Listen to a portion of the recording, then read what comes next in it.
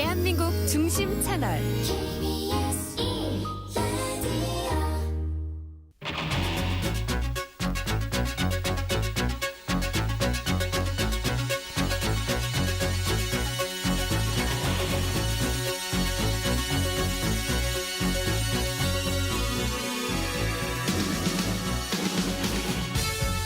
안녕하십니까. 성기영의 경제쇼 아나운서 성기영입니다.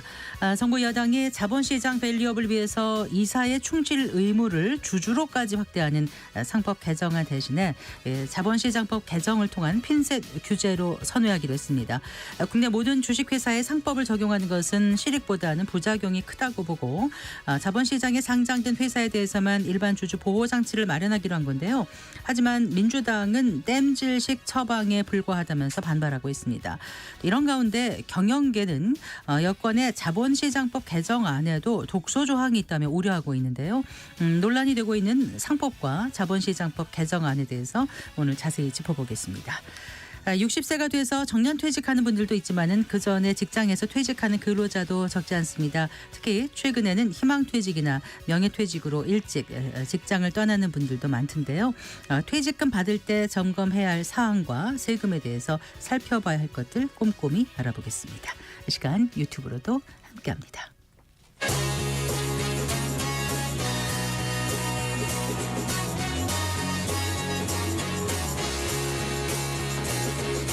경제 시야를 넓혀드립니다.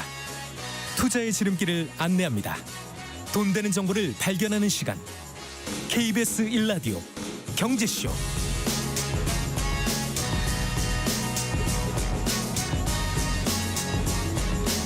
먼저 오늘의 주요 경제 뉴스부터 살펴보겠습니다. 경제 뉴스 브리핑 손서구 경제평론가와 함께합니다. 어서 나오십시오. 안녕하십니까. 안녕하세요. 자, 미국 바이든 행정부가 예고한 대로 대중국 반도체 추가 제재안을 내놨는데 네. 일단 우리 기업들이 주력으로 생산하고 있는 HBM이 포함됐잖아요. 네, 포함됐습니다. 이제 미국 상무부가 반도체 칩을 비롯해서 반도체 장비 등을 포함한 중국에 대한 수출 통제 신규 품목을 발표를 한 거고요. 네. 또 하나 중국 140개 기업에 대한 역시 또 신규 수출 제한 조치를 발표를 한 건데요. 이 신규 수출 통제 품목에 우리 반도체 기업들이 주력으로 생산하고 있는 고대역폭 메모리 HBM이 포함된 겁니다. 네. 구체적인 기준도 나왔습니다. 좀 어렵습니다. 메모리 대역폭 밀도 이게 밀도, 이제 네. 평방 밀리미터당 초당 2GB 이상인 HBM은 중국에 수출하지 못한다. 이런 규정을 내세운 건데 네. 쉽게 말해서 이제 지금 HBM이 세대별로 나눠지지 않습니까? 네. 2세대 HBM 이상의 제품은 다 포함이 되는 겁니다. 뭐 대개 다 양산 중에 모든 게 네. 포함된다고 보면 되겠네요. 거의 다 포함된다고 보시면 되겠고요. 지금 중국 같은 경우는 이제 미국 엔비디아가 만들고 있는 GPU 칩에 대한 수출 규제가 있습니다. 그래서 최신 HBM에 대한 제품은 사용하지 못하고 있어요. 네네. 주로 그래 사용하는 게 저사양, 상대적으로 저사양인 HBM2 이게 이제 2세대 제품을 주로 활용하는 건데 이번에 2세대 제품까지도 수출 대상에 포함됐으니까 네. 이거는 더 확대가 된 거죠. 그러니까 중국이 AI 개발과 관련된 칩을 전면적으로 차단하겠다 이런 조치로 해석이 되고요. 네. 이 수출 규제는 오늘 31일부터 적용이 되는데 중요한 건 이제 우리 기업들한테 구체적으로 어떤 영향이 있는지를 따져봐야 되겠죠. 일단 미국 상무부 제재의 영향을 받을 수밖에 없는 이유는 있습니다. 이게 미국 네. 제재인데 왜 우리 기업이 영향을 받지? 이건 이제 해외 직접 생산품 규칙 FDPR이라는 기준이 적용되기 때문인데 네. 우리가 칩을 만들더라도 순수하게 우리 기술로만 만드는 건 아니고 네. 이 칩을 만들기 위해서 미국 뭐 기술도 쓰고 미국 장비 업체들이 만드는 장비도 쓰고 뭐 이것저것 다 섞이게 됩니다. 그래서 이 FDPR이라는 기준이 적용되기 때문에 우리도 미국 상무부 제재의 영향을 받을 수밖에 없는 것이고요. 네. 그래서 지금 어떤 부분이 영향이 있겠냐. 일단 현재 우리가 만들고 있는 주력 칩이 있어요. HBM에 대한 주력 칩. 이거는 미국 엔비디아에 공급하는 게 대부분인데 HBM3라고 해서 4세대 제품입니다. 네. 그리고 이제 차기로 내년부터는 5세대로 넘어가는 그런 과정에 있는 거죠. 삼성전자의 경우는 조금 예외입니다. 중국의 저사양의 HBM을 수출을 하고 있기 때문에 이번 제재에 직접적인 타격이 있을 것으로 예상이 되긴 합니다. 네. 하지만 전체적인 HBM 매출은 보면 대부분 미국향. 매출이 나온다고 보면 이번 미국 추가 제재의 실효성은 단기간에는 크지는 않을 것이다. 이런 분석이 나오고 있고요. 네. 그래서 우리 시장에 사실 반도체주가 생각보다 오히려, 많이 올랐어요. 오히려 호재로 그러니까요. 작용을 했고 그런데 이제 장기적인 관점에서 봐야죠. 장기적인 관점에서는 타격이 좀 있을 것 같은 게 네. 중국도 어쨌든 HBM 수요가 계속 확대될 수밖에 없는 시장이거든요. 그런데 지금 저사양의 HBM까지 수출 제한을 미국이 걸어버렸으니까 네. 우리 입장에서는 중국이라는 큰 시장에 대한 타격이 분명히 장기적으로 보면 있겠죠. 네, 네. 이미 삼성전자나 SK하이닉스 모두 두 회사 모두 중국의 반도체 생산 라인을 다 두세 곳씩 운영을 하고 있고 여전히 물론 전통적인 칩 메모리 칩이긴 하지만 반도체 매출의 여전히 30% 많게는 40%까지는 중국에서 나오고 있습니다. 네.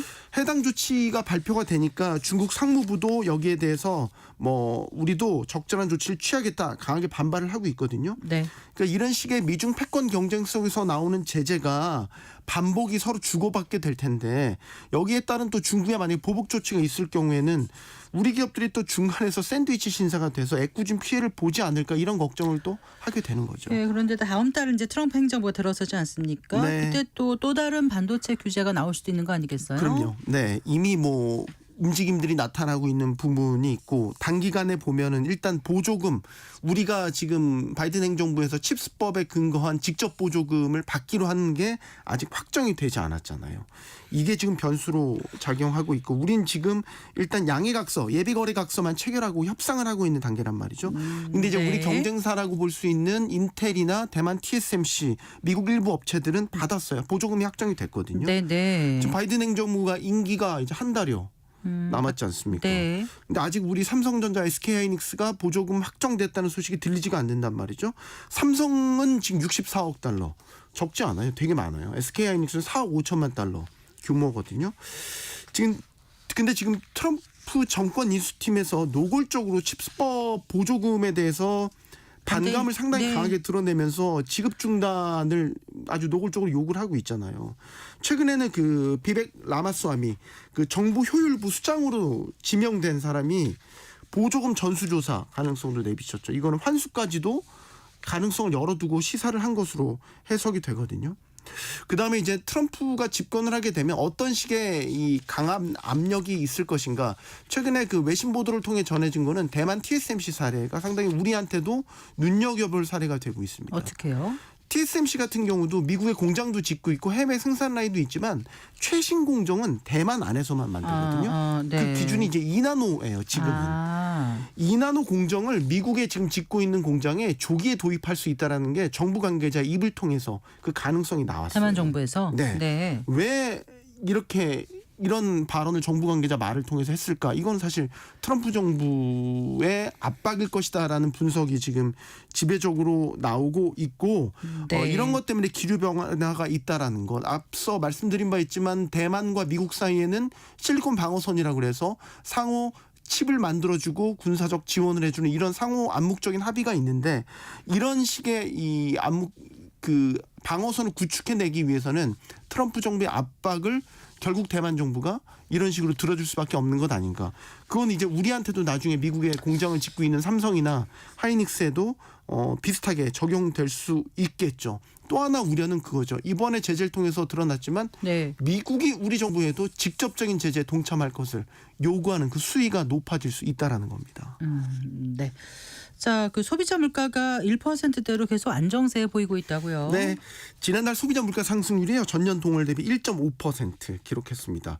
9월에 1%포인트가 확 떨어지면서 그때 1.6%로 떨어졌다가 네. 그 다음 달에 1.3%대까지 떨어졌다가 이제 1.5%. 그러니까 석 달 연속 1%대를 유지하면서 전반적으로 보면 하향 안정세가 이어지고 있는 것이고 품목별로 보면 역시 석유류 가격 안정세가 가장 크게 기여를 했다 이렇게 볼 수 있겠습니다. 석유류 가격이 작년 같은 달보다 5.3% 내리면서 전체 물가를 0.2%포인트 끌어내리는 효과를 나타냈고요. 네. 올 여름에 물가 상승을 촉발했던 게 농축수산물 아니겠습니까? 네, 네. 지난달 같은 경우는 1% 오르는데 그쳤습니다. 이것도 월별로 보면 8월에 2.4%, 9월에 2.3%, 뭐 10월에 1%대로 이렇게 계속 상승폭을 줄이고 있어요. 그러니까 농축수산물 물가도 차츰 안정을 찾아가고 있다. 네. 여기에는 뭐 품목별로 더 보면 사과, 쌀, 파 같은 이런 좀 가격이 특히 사과는 많이 올랐었는데 가격이 좀 떨어진 부분이 많이 영향을 미쳤다라고 볼 수 있겠고 농축수산물 전체적으로 보면 그렇지만 이제 좀 더 떼내서 보면 채소류는 좀 여전히 상승세가 높습니다. 10.4% 지난달에 올랐거든요. 이거는 이제 그 올 여름부터 초가을까지 폭염이나 폭우 같은 이상 기후로 생산량이 많이 줄었는데 네. 이게 아직 덜 회복된 영향이다 이렇게 네. 해석이 되고 있습니다. 현재 이상 기후라든가 뭐 다른 뭐 특별한 변수가 발생하지 않는다면은 네. 물가는 지금 수준으로 안정적으로 관리될 수 있다고 볼 수 네. 있겠죠. 네, 그렇게 볼 수 네. 있을 것 같습니다. 물론 지금 1%대로 떨어지긴 했는데 12월부터 연초로 가면은 작년에 워낙 물가가 많이 올랐기 때문에 이게 이제 1년 전과의 물가 상승률을 계속해서 비교해서 말씀드리잖아요. 그러니까 기저효과는 사실 아직 있단 말이죠. 네. 그럼 이제 올해 들어와서 물가가 차츰 안정세를 찾았다는 걸 감안하면 연초에는 다시 물가가 1%대가 아니라 2%에 근접하게 상승률이 올라갈 수 있기는 해요. 그런데 이제 이게 문제가 될 만한 수준으로 올라간다 이렇게는 보기는 어렵고 역시 물가는 추세를 중요하게 보는데 말씀드린 대로 석 달째 1%대 상승률이 유지되고 있고 또 이게 근원 물가도 되게 중요하게 보는데 근원 물가도 지금 지난달 같은 경우는 1.8% 상승하면서 이제 2% 아래에서 계속 움직이고 있거든요. 네. 그러니까 정부나 한국은행도 물가가 점차 하향 안정화 기조로 들어서고 있다라고 좀 자신감을 나타내고 있고 오히려 이제는 지금 1%대 물가가 나오는 게 너무 이 경기 침체로 가는 디플레이션의 어떤 선제적인 신호 아니냐 이런 우려까지도 나오고 있거든요. 그러면 앞으로 물가에 영향을 줄 변수는 뭐냐? 앞서 말씀드린 대로 환율이 좀 변수가 될 수도 있겠습니다. 환율이 많이 오르게 되면 이제 수입 물가가 비싸지기 때문에 국내의 물가를 자극하는 원인이 되죠. 그래서 지금 원달러 환율이 1,300원 후반대에서 1,400원대 위로 지금 고공행진하는 네, 기간이 네. 좀 계속해서 길어지고 있는데 당장은 아니지만 뭐 다음 달부터는 순차적으로 물가에 좀 영향이 있다고 지금 보고 있기 때문에 내년 초부터는 영향을 본격적으로 이 고환율이 영향을 줄 수 있다. 그러면 이제 관건은 지금 환율이 좀 빨리 안정이 돼야 되는 이런 게 좀 변수로 작용할 수 있겠죠. 네. 자, 그리고 그 서울 지역 아파트 가격의 양극화가 심화되고 있다. 이런 분석 통계가 나왔네요. 네, 이게 KB 부동산의 통계인데요. 서울 집값의 상위 20%의 집값과 하위 20%의 집값을 이제 비교를 한 겁니다. 이게 5분위 배율로 나눠서 비교를 한 건데 일단 상위 집값, 서울 집값의 상위 20%의 평균 가격 아파트입니다. 네. 지난달은 26억 8,774만 원. 이렇게 집계가 됐고요. 하위 20%는 4억 9,061만 원. 그래서 격차를 비교해 보니까 5.5배 차이가 나더라. 네. 단순하게 서울의 비싼 아파트 한 채 살 가격이면 서울의 좀 싼 아파트 5.5채 살 수 있다라는 뭐 단순 산술이긴 하지만 그런 뜻이 되겠죠. 이 지표가 집값 격차를 보여주는 이제 배율인데 이 5.5배가요. KB 부동산이 이런 통계를 집계하기 시작한 게 2008년인데 네. 이 관련 통계를 집계한 이후 가장 크게 벌어진 수치라고 합니다. 워낙 뭐 다 아시겠지만 똘똘한 한 채 이런 선호 현상이 올해 워낙 강해졌다 보니까 뭐 서울 강남 같은 이런 인기 지역 위주로 집값이 많이 올랐잖아요. 네. 그러니까 서울 지역 내에서도 이렇게 아파트의 가격의 양극화가 심해지고 있는 것으로 보이고 이게 서울만의 문제는 아니고 전국적으로 봐도 이 말씀드렸던 똑같이 상위 20%와 하위 20% 아파트 가격을 비교해 보면 전국 기준으로 10.9배 이것도 역대 최고치였습니다. 네. 이게 그러니까 가격 양극화가 서울뿐 아니라 전국적으로도 동일하게 나타나고 있다. 이렇게 보실 수 있겠습니다. 알겠습니다. 잘 들었습니다. 고맙습니다. 감사합니다. 경제뉴스 브리핑 손서구 경제평론가와 함께했습니다.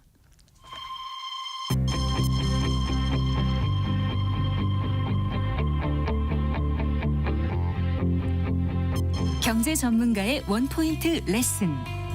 꼭 알아야 할 정보와 이슈를 알기 쉽게 풀어드립니다. 대한민국 경제 고수와 함께 투자의 맥을 짚는 KBS 1라디오 경제쇼. 진행의 성기영 아나운서입니다.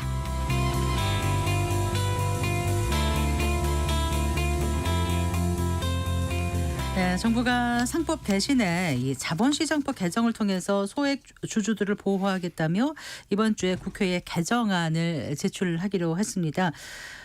올 초에 윤석열 대통령이 상법 개정 가능성을 시사하기도 했었지만은 이제 재개 반발에 논란이 커지면서 방향이 급선회된 건데요.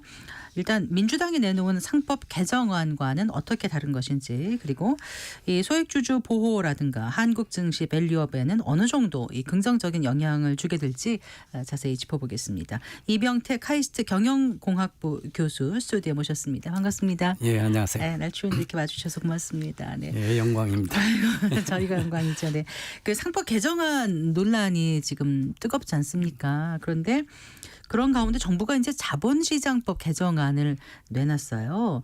일단 그 정부가 내놓은 자본시장법 개정안은 어떤 내용이 담겨 있는지부터 먼저 좀 소개를 해주시겠습니까? 그간 우리나라의 경영진이나 대주주가 소액주주의 이익을 희생시키고 있다라고 하는 이제 여러 가지 그 문제가 지적되어 왔어요. 네. 그중에 가장 이제 대표적인 게 합병할 때 그 네.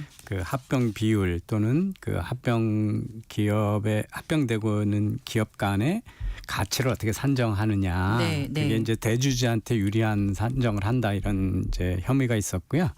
또 하나는 그 기업의 물적 분할을 해서 네. 제일 핵심 사업을 띄워가지고 네. 자회사로 두면서 기존에 이제 그 핵심 사업을 믿고 투자했던 소액 투자주들의 이익을 훼손한다. 네. 이런 게 있었고요. 그 다음에도 뭐 여러 가지로 주주 환원 정책이 약하다, 배당을 안 한다, 뭐 이런 네. 여러 가지가 있었는데 이번에 정부가 그 대표적으로 이야기되는 합병 때와 네. 기업의 물적 분할할 때 새로운 규제를 해서 소액 주주를 그 보호하겠다. 이것이 네. 이제 자본시장 개정법이고요. 네. 내용을 보면 상장사 이사회가 네. 합병을 고려할 때는 주주 전체의 이익을 고려해야 된다. 정당한 이익을 고려해야 된다는 의무를 새로 부과한 거고요. 네. 그다음에 이제 조금 논란이 되는 건데요. 합병 비율 산정할 때 네. 주식 시가 대신에 네. 기업의 실질 가치를 반영해서 그 합병 비율을 산정해라 이런 게 이제 새로 들어갔습니다. 네. 그다음에 이제 물적 분할할 때 물적 분할을 하고 나서 상장사 모회사 주주들에게 네. 그 물적 분할된 자회사에 자회사에? 신주 공모를 할 경우 네. 그 공모주의 20%를 우선 배정해 주라 이런 네. 게 있고요. 그다음에 이제 분할 후에 주주들의 이익을 제대로 보호하고 있는지에 대한 그 자본시장의 이제 증권거래소이죠. 거기서 심사 기간을 4년에서 무제한으로 무제한? 확대해서 예. 이 분할이 대주주만을 위한 거고 소액주주를 희생시킨 게 아니라는 걸 계속 감시하고 견제할 수 있는 이제 규제 권한을 강화한 거고요. 네.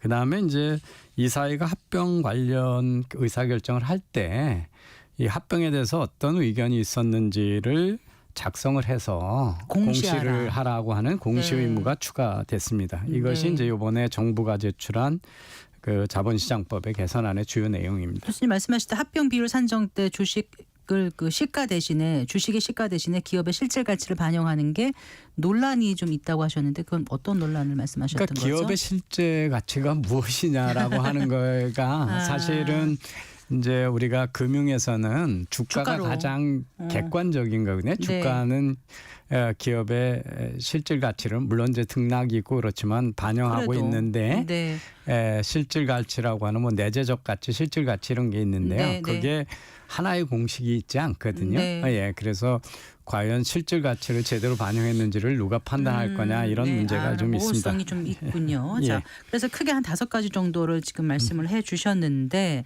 그럼 민주당이 애초에 내놓은 상법 개정안하고는 어떤 차이가 있습니까? 정부의 자본시장법 개정안과. 우선은 이제 민주당의 상법 개정안은 그 이번에 자본시장법과 달리 이번 자본시장법은 이제 합병하고 물적 분할에 대해서만 규제를 하고 있는 거잖아요. 근데 이사회의 모든 의사결정에 그 소액 주주 또는 전체 주주의 이익을 대변해야 된다. 이렇게 상법에다 집어넣으니까 네. 훨씬 더 포괄적인 법이고요. 네. 어떤 그 이사의 충실 의무의 변경만 있는 게 아니고 이사회를 구성하는 그 방법을 사실은 변경시키려고 하는 안들이 들어 있습니다. 그래서 네. 그 이사회를 소액 주주들이 자기가 원하는 이사를 선출을 하거나 감사를 선임하기 유리하게끔 네. 대주주들의 그 이사나 감사 선임의 의결권을 제한하고 네.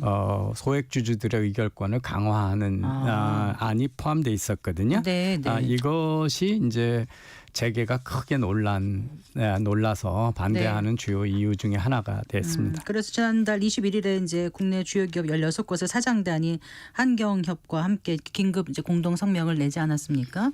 그런데 지금 말씀하신 그 상법 382조 3이 이제 그 그러니까 이사의 충실 의무 대상에 주주까지 포함하는 내용이 이제 가장 핵심이라고 생각을 했는데 그 외에 이사를 어떻게 선임하느냐까지도 지금 이제 민주당이 얘기하는 상법 개정안에 들어있다 이 말씀이시군요. 예. 네. 그래서 그 소액 주주자들, 그러니까 우선 대주주라고 하더라도 네. 이사 선임할 때 3% 이상의 의결권을 행사하지 못한다. 그렇게 되니까 예. 만약에 소액 주주자나 외국의 벌처 캐피탈 같은 헤지펀드 같은 네, 데서 그 3% 미만으로 페이퍼 이사를 여러 개 만들어가지고 들어오면 그런 회사가 이사를 선임할 수가 있게 돼 있거든요. 네. 그러니까 회사의 적대적인 M&A를 하거나 네. 또는 헤지펀드가 먹잇감이 될 수 있는 거잖아요. 예, 그렇게 돼 있는 거고 사실은 네. 옛날에 그 우리나라에서 SK그룹이 그 솔버린 이런 데서 그렇게 해서 솔버린. 당했었거든요. 네. 그래서 그런 전례도 있고 해서 그 재계가 크게 반발했던 겁니다. 네. 근데 이제 민주당은 그래요. 그 정부의 자본시장법 개정 방침에 대해서 근본적인 문제를 해결하기에는 터무니없이 부족하다. 이렇게 이제 반대 의견을 분명히 하고 있는 걸로 알고 있고요. 어떻습니까? 그 자본시장법 개정안으로는 기존의 소액주주의 이익은 보장되기 어렵다고 교수님께서도 생각하십니까? 그러니까 사실은 그 우리 국민이나 정치권 전체에서 네. 이해하셔야 되는 게 어떤 법을 만들든 주주 이익 전체를 보장하는 법은 불가능합니다. 왜냐하면 주주들 간의 이해가 다 다르기 때문에 그렇거든요. 주주가 동일한 이해를 갖는다면 우리가 보호할 수가 있죠. 네. 그러니까 예를 들어서 그냥 소액 투자자라고 해도 네. 단기 투자를 하면 당장 배당을 많이 해주거나 그렇겠죠. 그걸 좋아하죠. 그다음에 이익 난 걸 가지고 뭐 자사주 매각해서 소각하고 이러면 단기적으로 부양이 되니까 좋아할 거잖아요. 그런데 사실은 장기 보유하고 있는 주주들은 네. 이걸 미래 사업을 위해서 네. 과감하게 전략적 투자를 하고 장기적 관점에서 쓰는 게 더 좋을 수가 있잖아요. 키워서. 네. 그래서 뭐 우리가 지금 주가가 많이 오른 테슬라나 뭐 아마존이나 이런 회사들이 배당을 많이 하거나 뭐 자사주 소각을 한 게 아니거든요. 이익 나는 것마다 다 새로운 사업에 투자했기 때문에 그런 결과가 나잖아요. 그래서 소액 투자 주주들하고 해도 이해가 다 상반되기 때문에 네. 이들을 다 만족하는 그 방법은 불가능합니다. 그래서 어떤 법이 되든 이 모든 이익을 반영하는 건 불가능하고요. 네. 우리가 이제 이런 규제 소액 주주의 이익하고 경영권 보호라는 게 잘 균형을 이루는 게 참 중요하거든요. 그러니까 만약에 지배주주들이나 그 경영진에 대한 과도한 규제가 많아지면 네. 상장을 폐지하거나 한국 시장에 상장을 안 하거나 상장을 해외로 옮기게 되고 네. 또 그렇게 그 시장에 어떤 압력 경영권이 많이 흔들리는 기업이라 그러면 외국인 투자자들도 잘 안 오겠죠. 그래서 이게 그냥 자본이라고 하는 게 글로벌로 흘러다니고 이동이 쉬운 건데 네. 항상 무조건 한국 증시에 있을 거라고 가정하고 대주주의 규제만 많이 하면 소액주주의 그렇죠. 이익이 반영된다 이런 것들은 환상입니다. 네. 예. 알겠습니다. 그러니까 그 소액주주의 이해 보호가 중요하긴 하지만 경영권 보호도 필요한데 그 균형점을 찾지 못한다면은 이게 이제 나중에 더 큰 일이 일어날 수 있다라고 보신다는 거죠. 예를 들어서 왜 기업들이 물적 분할을 핵심 사업을 물적 분할을 하려고 그러냐? 그거는 이제 정당하게 이렇게 너무 다양한 사업을 한 회사가 하면 네. 전문성이 없으니까 전문성을 위해서 독립적 경영을 하라고 분할을 하는 경우도 있지만 그 원래 있던 기업에서 만약에 유상증자를 해서 돈을 끌어와서 신규 네. 사업을 하려고 그러면 네. 대주주의 지분이 희석이 되거든요. 그러면 경영권 지배가 낮아지니까 네. 이걸 분할을 해서 자회사로 두고 네. 그쪽에서 네. 이제 자금을 조달하려고 그러거든요. 그러면 만약에 우리나라가 다른 나라처럼 차등 의결권이나 네. 황금조 같은 게 있어서 자본이 들어와도 내 경영권이 흔들리지 않는다 라고 그러면 하면, 네. 그 물적 분할을 안 하겠죠, 네. 그죠? 그런데 우리가 지금 다른 나라에서 다 허용되고 있는 경영권 보호 수단, 네. 그러니까 차등 의결권이나 네. 황금주나 포이즌필이나 이런 것들 그래요. 그리고 재단에 의한 지배 네. 이런 것들 그러니까 빌 게이츠 재단은 그 주식을 걷다가 마이크로소프트를 주고 계속 마이크로소프트에 대한 지배권을 행사하잖아요. 네, 네. 그리고 우리가 잘 알고 있는 포드 자동차도 포드 창업자가 그 포드 재단에다가 한 2% 주고 거기에 차등 의결권에 의해서 포드를 계속 지배하거든요. 네, 근데 이런 거는 네. 우리나라에서 다 허용이 안 되니까 네. 대주주들이 자꾸 그 경영권 보호를 하기 위해서 편법을 쓰는 그런 경향을 갖게 되는 겁니다. 알겠습니다. 일단 올 초에는 대통령은 이제 상법 개정을 추진하겠다고 밝혔었는데 그리고 또 밸류업 프로그램을 진행하면서 이제 주가를 좀 올리려고 굉장히 정부에서 노력했지만 사실 지금 잘 먹히지는 않는 분위기고 이제 와서 이제 상법 개정은 어렵다고 정부가 입장을 좀 선회했고 그러면서 자본시장법 개정으로 가겠다고 하면서 지금 개정안의 내용을 지금 내놓은 거지 않습니까? 그런데 과연 그래요. 상법 개정이 아니라 자본시장법 개정. 그러니까 상법 개정도 코리아 디스카운트를 해소해서 주식이 제값을 받게끔 하려는 게 이제 목표 아니었겠습니까? 그런데 상법 개정이든 자본시장법 개정이든 그렇게 하면 코리아 디스카운트를 해결할 수 있는 건지도 궁금해요. 그렇지 않습니다. 예. 그러니까 그 일본이 그 자산 대비 주가 우리 PBR이라고 하는 거 네, 네. 그게 한 90년대 일본이 세계를 다 지배하는 것 같을 때 9까지 갔다가 네. 지금 우리하고 비슷한 수준으로 1로 떨어졌거든요. 네, 왜 네. 떨어졌냐면 일본 기업들이 돈을 못 버니까 그런 거거든요. 네. 그래서 한국의 주가가 지금 낮은 거는 기본적으로 한국의 기업들이 지금 그 수익을 잘 못 내고 있거든요. 마치 2000년대 초에 일본의 모습을 많이 나타내고 있습니다. 그때 일본의 주력 산업이었던 가전, 네. 조선, 뭐 반도체, 태양광 이런 것들이 전부 한국이나 대만, 일본, 중국으로 넘어가면서 그렇게 됐거든요. 네. 지금 한국의 주력 산업들이 지금 급격하게 중국을 비롯한 신흥국한테 지금 경쟁력을 상실하고 있거든요. 네. 그래서 이 코리아 디스카운트는 우리나라에서 오랫동안 얘기해서 정말 있는 것처럼 돼 있는데 그 금융에서는 그 효율적 자본시장이라고 하는 이론이 있거든요. 네, 네. 그래서 주가 자본시장이 크게 왜곡되지 않았다면 주가는 기업의 가치를 제대로 반영한다 이런 이론이 있잖아요. 그런데 네. 최근에 자본시장연구원에서 우리나라의 주가하고 아까 지금 기업의 실제 가치, 내재적 네, 가치하고 네. 비교해 보면 네. 다른 나라보다 우리나라가 높게 나와요. 아, 그래요? 예, 그러니까 이게 그 자산이라는 건 아무리 많이 투입을 해도 돈을 못 벌면 기업이 돈을 못 벌면 주가는 낮을 수밖에 없는 거잖아요. 그래서 그 PBR을 가지고 그 코리아 디스카운트 돼 있다 이런 판단은 그렇게 정확하지 않습니다. 그래서 예. 근본적으로는 기업들이 그러니까 앞으로 지금 자산이 많은데도 앞으로 계속 돈을 손해를 낼 거다. 그러면 그 주가는 낮아야 맞는 거잖아요. 그래서 한국 기업에 대한 미래 전망이 흐려지고 있다. 이렇게 이해하는 게 맞습니다. 아, 그렇군요.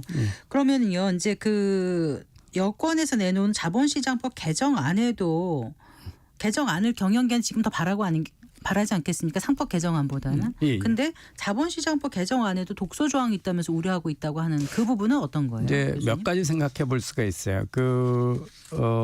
액면 분할했을 때, 네. 물적 분할했을 때 왜 20%를 우선 배정해줘야 되냐? 아까 말씀하신 예. 네. 그게 뭐 회사마다 다 다른데 상황이. 상황이 다르고 그리고 만약에 이렇게 앞에서 의무 조항을 잘해서 실제 가격을 잘 반영했다면 네. 추가적으로 그쪽에다가 더 우선권을 줄 이유는 없잖아요. 네. 그 왜 획일적으로 20%냐 하는 문제가 있고요. 더 근본적으로 지금 우려되는 건 아마 그 합병할 때 의견서를 작성해서 공시하라. 공시하라는 네. 겁니다. 왜냐하면 기업의 인수합병은 되게 전략적인 거고 협상도 길게 되고 네. 기업의 영업 비밀도 있고 그런 거잖아요. 미래에 어떻게 가겠다는 거기 때문에 네. 이걸 공개하는 게 좋은 거냐. 그러면 이제 늘 시비의 대상으로 볼 것 같으니까 이사에서 잘 의사결정을 안 하겠죠. 그래서 이런 공시 의무가 있는 증시는 세계적으로 잘 없습니다. 그래서 이런 것들이 과도하게 기업의 전략적이고 기업의 영업 비밀을 공포하는 게 아닌가 이런 우려를 하고 있는 것으로 보입니다. 네. 이게 생각보다 간단하지 않은 문제인 것 같아요. 그런데 사실 이제 그 일반 주주들, 뭐 개인 투자자들 보면은 뭐 지배구조 개편의 후폭풍으로 그룹의 주가가 하락하면서 피해를 본 경우도 많고 해서 상법 개정을 바라는 그 일반 소액 주주들이 굉장히 많은 거로 알고 있거든요. 그런데 지금 말씀을 들어보니까 어느 한편의 쪽에 서서 이렇게 딱 결론을 내리기가 쉽지 않다는 생각이 짧은 시간에도 들었습니다.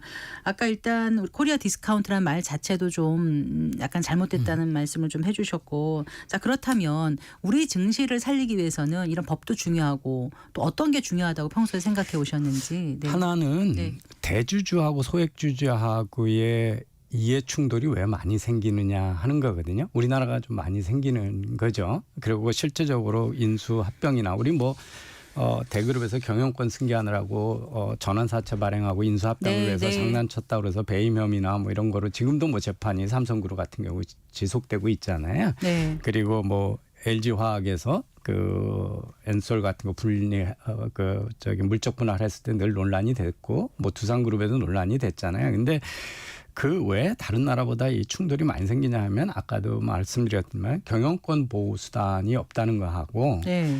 과도한 상속세의 문제거든요. 네. 그러니까 대주주가 주가가 높여야 좋다는 게 정상이에요. 네. 근데 주가가 높으면 네. 세금 부담이 만약에 크니까. 경영 승계할 때 네. 과도하게 세금을 내서 경영권을 잃게 되잖아요. 네. 그러니까 승계를 앞둔 그룹들은 자꾸 주가를 낮추려는. 낮춰야 되는 이유가 생기는 거죠. 그래서 네.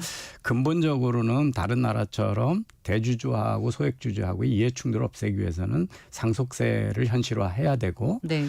경영권 보호수단을 글로벌의 규범에 맞게끔 우리도 좀 그 기업들한테 줘야 이런 무리한 또는 소액주주를 희생시키려고 하는 유혹에 빠지지 않는다. 이게 이제 근본적인 해법이고요. 네. 두 번째는 한국 경제를 어떻게 살릴 거냐의 네. 문제예요. 한국 경제가 지금 일본화의 길을 아주 급속히 가고 있거든요. 그래서 일본의 90년대에서 2000년 초처럼 우리가 지금 주력 기업들이 뭐 최근에 한경협이나 뭐 이런 데서 우리 수출 잘하는 8개 산업을 조사했는데 7개가 이미 점유율에서 1위를 중국한테 뺏겼거든요.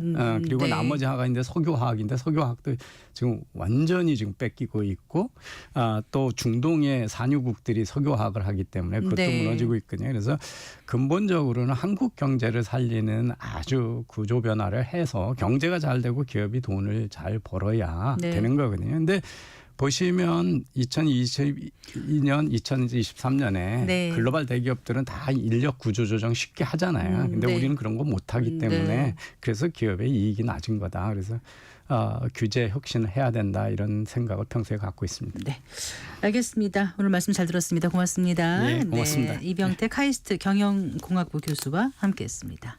네, 감사합니다.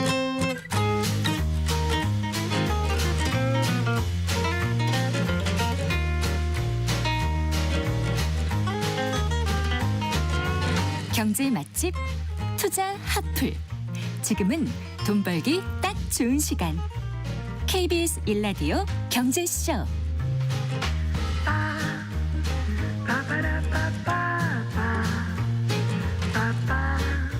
100세 시대 행복한 노년을 위해서 건강과 노후 대비가 무엇보다 중요한데요. 은퇴 이후 노후 자금 마련 위해서 돈 관리 계획 구체적으로 세워보는 순서입니다. 미래에셋 투자와 연금센터의 김동혁 상무 스튜디오에 모셨습니다. 반갑습니다. 네, 안녕하십니까. 안녕하세요. 네. 조기 퇴직하면서 뭐 이제 희망퇴직금이라든가 명예퇴직금 이런 걸 받게 될 때 세금이 어떻게 되는지 궁금해요. 네. 퇴직소득으로 보고 과세를 하나요? 요즘 이제 특히나 명예퇴직하신 분들 많은 시즌이잖아요. 많아요. 겨울철 네. 되면 좀 많은데 정년보다 이제 빨리 퇴직하는 경우에 이제 법정 퇴직금 말고 따로 주는 돈들을 뭐 우리가 부를 때 희망퇴직금, 명예퇴직금, 뭐 퇴직 위로금 이렇게 막 부르잖아요. 네. 이것을 이제 근로소득으로 볼 거냐, 퇴직소득으로 볼 거냐 네. 여기에 따라서 과세가 많이 달라지거든요. 퇴직소득으로 봐야 더 좋은 거 아니에요? 그렇죠. 네. 결론은 그건데 만약에 근로소득으로 보게 되면 이게 그해 받았던 다른 소득하고 또 희망퇴직금을 합쳐가지고 하면 세율이 높아질 수밖에 없으니까 세부담이 상당히 큰데 다행히 이제 소득세법에서 뭐라고 하겠냐면 현실적으로 퇴직할 때 사용자 부담으로 지급하는 돈 이런 거는 다 퇴직소득으로 정의를 하고 있어서 네. 그래서 희망퇴직금이나 명예퇴직금 이런 이름은 다르더라고 하더라도 이것도 법정퇴직금하고 다 같이 해서 이제 퇴직소득으로 보고 과세를 하게 되는 겁니다. 그 퇴직소득으로 보더라도 누진세율을 적용하는 거는 마찬가지인가요? 그렇죠. 퇴직소득세율도 이제 누진 체계로 되어 있어서 이제 누진소득세율을 적용하는 거는 맞는데 네. 이 퇴직소득이 되면 다른 소득하고 다르게 네. 일반 소득들은 근로소득 같은 경우는 다른 소득을 합산해서 종합과세를 하잖아요. 근데 퇴직소득은 딴 소득하고 따로 떼가지고 분류해서 따로 과세합니다. 합산 안 되니까 일단 과세 세부담이 좀 적어지는 부분들이 있고요. 두 번째는 이제 퇴직소득 같은 경우에는 한 직장에서 오랜 기간 일하면서 만들어낸 소득이잖아요. 네. 10년, 20년 일하면서 만든 소득이기 때문에 그걸 과세할 때 그 소득을 그해 받았다고 그해 소득으로 보는 게 아니에요. 네. 그냥 뭐 20년 일했으면 받았던 금액을 나누기 20으로 한 다음에 낮은 세율을 적용할 수 있잖아요. 그러고 나서 다 계산한 다음에 다시 근속연수를 곱해주는 곱해서. 방식으로 하는 거. 이건 뭐 연분연승이라고 이야기는 하는데 네. 그렇게 하면 이제 낮은 세율 적용받을 수도 있고 근속연수 공제라는 것도 적용을 받기 때문에 일단 퇴직소득으로 인정받고 과세하게 되면 근로소득보다는 엄청 낮은 세율을 적용받게 된다. 그래서 세부담을 많이 드러낼 수 있는 게 있습니다. 그렇다고는 해도 이제 법정퇴직금에다가 희망퇴직금까지 더하면 세부 부담이 좀 적지 않을 수도 있겠네요. 그렇죠. 이제 금액이 커지면 세금 많이 내는 건 어쩔 수 없는 건데 네. 그렇다고 뭐 세금 적게 내려고 퇴직금 적게 받을 수는 없는 아이고. 거니까 일단 퇴직소득세가 어느 정도 나오는지에 대한 거는 두 가지 요인이 좌우를 합니다. 일단 퇴직금 크기. 당연히 네. 크면 세금 많이 내는 거는 맞는데 두 번째 좌우하는 요소는 근속연수입니다. 똑같은 금액을 맞더라도 근속연수가 긴 사람은 네. 세금을 적게 내는 구조로 되어 있습니다. 예를 하나 들어보면 퇴직급여를 한 3억 원 정도를 수령하는 분이 있다고 볼게요. 이제 네. 법정퇴직금하고 명예퇴직금 합쳐서 한 3억 원을 받는데 이분의 근속연수가 30년 정도 되시면 네. 한 1,085만 원 정도 세금을 냅니다. 네. 근데 똑같은 3억 원을 받더라도 20년 정도 근속하신 분이라면 1,984만 원 정도 되니까 세금을 한 2배로 떼어버리는 거죠. 네. 그다음에 10년 정도 근속하고 3억 원을 받으시면 4,289만 원.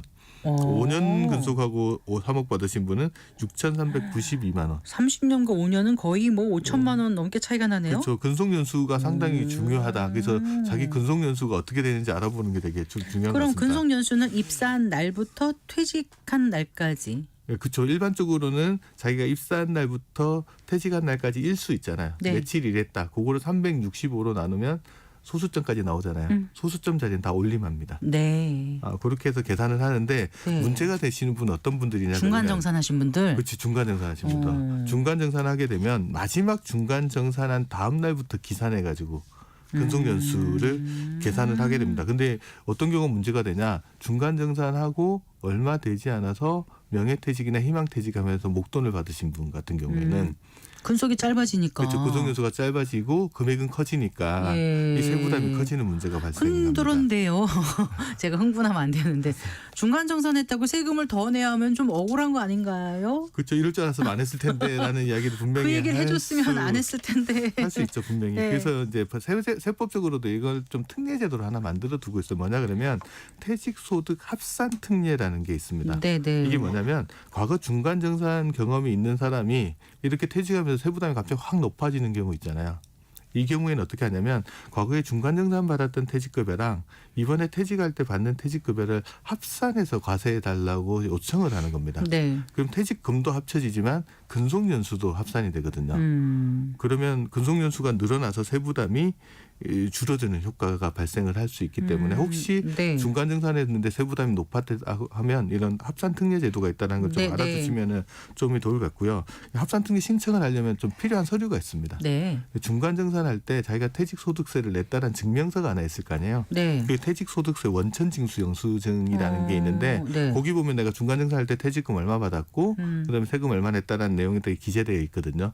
그거를 본인이 보관하고 있으면 되고요. 네. 만약 본인이 안 가지고 있으면 회사에 회사가 확인해봐야죠. 확인해보고 회사가 보관하고 있는 경우들이 대부분인데 본인도 안 가지고 있고 회사도 안 가지고 있는 경우가 있을 수 있습니다. 네. 그럴 때는 지방세무서를 가가지고 정보공개 요청을 하시면 그렇군요. 세금 냈다는 자료를 확인할 수 있습니다. 그렇군요. 재직 중에 한 번이 아니라 여러 번 하신 경우도 있을 수 있잖아요. 중간정산을. 꽤 있는 것 같아요. 네. 그럼 이거 다 합산해가지고 해야 되나요? 이렇게 퇴직소득 합산 특례를 할 때는 같은 직장에서 중간정산했던 것들은 다 합산할 수 있습니다. 그래서 횟수는 상관없고요. 자기가 네. 관련 서류들을 다 지참하고 있다 그러면 증명할 수 있는 서류 있잖아요. 네. 그거 가지고 있으면 합산 처리해서 할 수 있으니까 그거 다 첨부하시면 되고요. 이것도 많이 있으세요. 본인 의지랑 상관없이 퇴직금 받는 경우가 몇 번 있습니다. 예를 들면은 회사가 합병하거나 분할하는 경우. 네. 그러면 계열사로 전출 가야 되는 경우. 맞아요. 임원 승진하면서 또 직원으로 있을 때 급여를 또 퇴직금 정산하는 경우들이 있거든요. 이것들도 합산특례 신청할 수 있냐라고 이제 물어보시는 분들 많은데 네. 이것들도 마찬가지로 다 합산특례 신청하는 게 가능하고요. 다만 이제 계열사라고 본인은 계열사라고 생각하는데 네. 실질적으로 법상으로 계열사가 아닌 경우들이 있어요. 그런 경우는 안 되는 경우도 있으니까 계열사 여부는 한번 판단을 해봐야 될 것 같습니다. 그러면 퇴직금 수령 방법 또 좀 알려주세요. 일단 법정퇴직금하고 명예퇴직금의 두 개를 같이 받으면 사람들 질문이 이거 어떻게 받아야 되냐 이렇게 많이 질문을 하시거든요. 일단 따져봐야 되는 건 나이입니다. 네. 나이는 이제 55세를 기준으로 일단 따져보셔야 되고요. 네. 55세 이전에 퇴직하시는 분, 되기 전에 퇴직하시는 분은 법정 퇴직금은 무조건 IRP 계좌에 의무 이체해야 됩니다. 그렇다면서요. 네. 이건 이제 선택의 여지는 없고 다만 예외적인 경우는 어떤 경우냐 퇴직금 크기가 300만 원이 안 되는 소액인 경우 아니면 퇴직금을 담보로 대출을 받아서 그걸 상환해야 되는 경우 네. 그런 경우를 제외하고는 의무적으로 다 IRP라고 하는 개인형 퇴직연금 계좌에 다 이체를 해야 된다. 그럼 55세 이후 퇴직하는 경우에는요? 55세 이후에는 선택권이 있습니다. 네. IRP 계좌라고 하는데 넣어도 되고 우리가 연말정산 때 세액공제 받으려고 하는 연금저축이라는 거 있잖아요. 거기다가 넣을 수도 있고요. 이 경우에는 퇴직소득세 원천 징수하지 않고 그대로 전액을 다 넣어줍니다. 그리고 본인이 나는 일시금 받고 싶다 그러시면 55세 이후에는 일시금으로 선택하는 거 가능합니다. 네. 지금 이거는 이제 법정 퇴직금 네. 말씀하신 거잖아요. 네. 그런데 명예퇴직금 같은 경우는 이게 법으로 정해진 퇴직급여가 아니기 때문에 법으로 예. 이래라 저래라 할 수는 없는 거잖아요. 아. 본인이 희망하면 일시금으로 받을 수도 있고 뭐 원하시면 연금저축이나 IRP 계좌에 자기가 원하시는 곳으로 이체한 다음에 나중에 연금으로 받는 것들도 다 가능하다고 보시면 될 것 같습니다. 네. 일시에 현금으로 수령하는 경우는 그러면 일단 세금 내고 퇴직소득세 원천 징수하고 남은 금액을 수령하게 되고요. 연금저축하고 IRP 계좌에 넣는 경우에는 네. 뭐 전액을 다 넣은 다음에 거기서 인출하는 시점에 세금을 과세를 네. 하고 연금으로 수령하면 한 세금 한 30-40% 감면받고 이렇게 되는 겁니다. 그러면 법정 퇴직금하고 희망 퇴직금을 따로 수령할 수도 있어요? 있어. 제가 이렇게 질문을 이렇게 하나 있나요? 실제로 이거 많이 물어보시거든요. 예. 왜냐하면 법정퇴직금은 어쩔 수 없이 뭐 내가 퇴직연금으로 수령한다 그래도 명퇴금 가지고 하고 싶은 일들이 꽤 있으신 분들이 그러니까요. 사업도 하시고 싶으실 예. 수도 있고 뭐 이런 분들이 있으셔서 원칙적으로는 법정퇴직금하고 명예퇴직금을 다른 계좌로 수령하는 게 가능합니다. 가능한데 이게 회사에서 너무 많은 직원들이 동시에 퇴직하는 경우에 이거를 일일이 다 들어주기가 어려운 경우가 있잖아요. 그래서 좀 대원칙을 정해가지고 같은 고자 뭐 IRP 계좌에 다 집어넣어라 이렇게 이야기하거나 아니면은 법정퇴직금은 어디, 네. 뭐 명예퇴직금은 어떻게 이렇게 정해주는 경우들이 있어서 네. 이건 회사마다 퇴직하는 시점에 한번 확인을 해보시는 게 좋을 것 같습니다. 네. 퇴직금을 연금저축이나 IRP에 이체하면 그럼 어떤 혜택이 있다고요? 방금 말씀드렸듯이 이제 일시금을 수령하면 퇴직소득세를 떼야 되는데 IRP나 연금저축으로 가면 퇴직소득세를 안 뗍니다. 그리고 거기 이체한 거를 55세 이후에 연금으로 수령하면 네. 퇴직소득세를 한 30에서 40% 정도 감면을 받을 수 있어요. 그 근데 예를 들어서 좀 말씀해 주세요. 이거 진짜 많이 물어보시는데 와닿을 것 같아요. 55세에 퇴직하는 A 씨가 한 2억 원 정도 퇴직금을 받는다고 가정해 볼게요. 네. 이분이 일시에 수령하면 세금을 한 2천만 원 정도 내야 된다. 네. 그럼 이분 세율이 2억에 10%. 2천만 원이면 10% 정도 되는 거잖아요. 만약에 이분이 일시 수령하면 2천만 원 떼고 1억 8천만 원을 수령할 겁니다. 네. 근데 이분이 IRP 계좌에 2억 원을 전부 다 이체하고 바로 네. 연금을 개시하겠다. 이렇게 할 수도 있잖아요. 네. 그럼 2억 원이 세금 안 떼고 고스란히 다 들어가게 됩니다. 네. 2억 원이니까 이분이 한 해 1,000만 원 정도 나 연금 받을게 이렇게 이야기할 수 있잖아요. 그러면 연금 개시하고 나서 1년 차부터 10년 차까지는 네. 퇴직소득세율의 70%, 그러니까 아까 퇴직소득세율이 10%, 이분 같은 경우 네. 70%면 7%잖아요. 7%. 그럼 연금 수령액의 7%를 세금으로 내게 됩니다. 그럼 1,000만 원 받으면서 한 70만 원 정도 세금을 떼고 남는 금액을 연금으로 수령하게끔. 그럼 10년이 지나면은요? 10년 지나면 11년 차부터는 네. 퇴직소득세율의 60%를 적용을 하게 됩니다. 오. 그럼 6%가 되는 거잖아요. 네. 그렇게 되면은 세금을 조금 더 감면받아서 1,000만 원 받으면서 한 60만 원 정도 세금 내는 게 됩니다. 이렇게 해서 한 20년 동안 1,000만 원씩 받으면 2억 원을 다 수령하게 되잖아요. 네. 세금을 네. 다 더해보면 한 1,300만 원 정도 내는 거가 됩니다. 아까 일시금으로 할 때는 2천만 원이었잖아요. 그렇게 해서 한 700만 원 정도 세금 부담을 들 수 있어서 가급적이면 연금으로 수령하는 게 좀 더 낫고요. 꼭 목돈이 필요하지 않는 네, 경우는. 그렇죠. 그리고 이제 어떤 경우가 있냐면 퇴직금 일시에 수령하면 또 어디 금융회사에 넣어놓으면 이자 배당 발생하잖아요. 네. 거기 이자 배당 소득에 대해서 1년에 1,000만 원 넘어가면 합산 건강보험료가 건강보험료 부과되는 경우가 있습니다. 네. 그런데 이렇게 IRP 계좌에 받는 개인연금이나 퇴직연금 소득에는 아직 건강보험료를 부과하고 있지 않아서 그런 네. 부분들 아, 그러네요. 이해해 놓는 게 좋습니다. 네. 11년차 이후에는 세금을 더 많이 감면해 주는 것도 좀 아시면 좋을 것 같아요. 그러니까 10년차까지는 그러면 연금을 좀 적게 받고 네. 11년차부터 연금을 좀 많이 받고 아까처럼 그냥 정액 100만 원이 아니라 그렇게 설정을 하면 더 효과가 클까요? 실질적으로 그렇게 많이 물어보세요. 왜냐하면 세부담이 크신 분 입장에서는 네. 그냥 1에서 10년 차에 최소 금액만 인출을 해가지고 가고 11년 차 이후에 금액을 많이 인출하면 세금을 더 많이 감면받을 수 있잖아요. 네. 그게 이제 금융회사마다 그런 제도를 해주는 데가 있거든요. 그래서 내가 그런 의지가 있다 그러면 연금을 개시하기 전에 먼저 물어보시고 최소 금액 인출하고 수시로 나중에 11년 차 이후에 더 많이 할 수 있냐 이렇게 확인해 보신 다음에 실시하면 될 것 같습니다. 이런 질문도 많이 받지 않으실까요? 저도 궁금한데 그럼 IRP하고 연금 저축 중에서 어느 쪽으로 이체하는 것이 좋을까요? 일단 55세 이전에 퇴직하시는 분은 선택 여지 없이 IRP 계좌로 집어넣어야 그렇죠. 되는 네. 거고요. 이후에 퇴직하신 분은 선택을 할 수 있는데 먼저 따져봐야 될 거는 이제 중도 인출이 가능한지 여부를 좀 한번 따져봐야 될 것 같습니다. 네. 그래서 IRP 계좌는 중도 인출이 안 되거든요.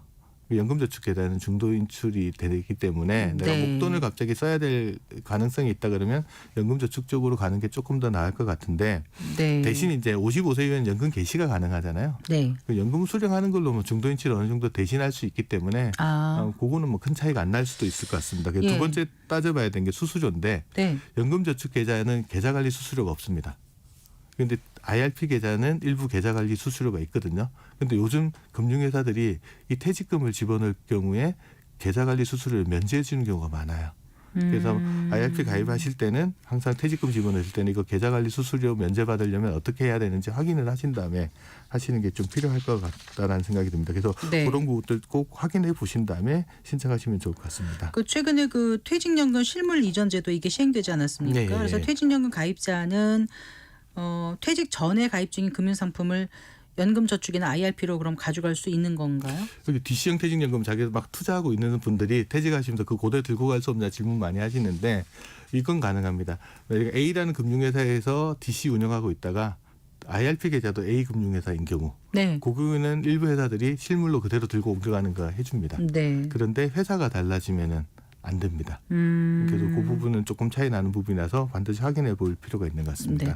그밖에 또 희망퇴직, 명예퇴직하는 분들이 어떤 거를 좀 살펴보면 도움이 될까요? 정년보다 일찍 퇴직하니까 국민연금 수령까지 소득 공백이 상당히 길어질 거잖아요. 네. 그래서 소득 공백기에 소득원을 뭘로 할 거냐라는 것을 좀 명확하게 해두실 필요가 있고 네. 아까 말씀드렸듯이 IRP 계좌에 명퇴금이나 법정 퇴직금 넣으면 55세 이후에 연금으로 개시하는 게 가능하니까 가급적 그거를 이제 연금으로 수령하시면서 소득 공백 기간에 소득원으로 활용하시는 것도 좋은 전략 같습니다. 그래서 내 연금제 그러니까 월급이 사라지고 나서 연금이 생겨날 때까지 내 소득원은 뭘 거냐 이거 한번 확인해 보실 필요가 있을 것 같습니다. 알겠습니다. 말씀 잘 들었습니다. 고맙습니다. 김동엽 미래에셋 투자와 연금센터 상무와 함께했습니다. 마칠 시간입니다. 성기영의 경제쇼 오늘 순서 여기까지입니다. 아나운서 성기영이었습니다. 고맙습니다.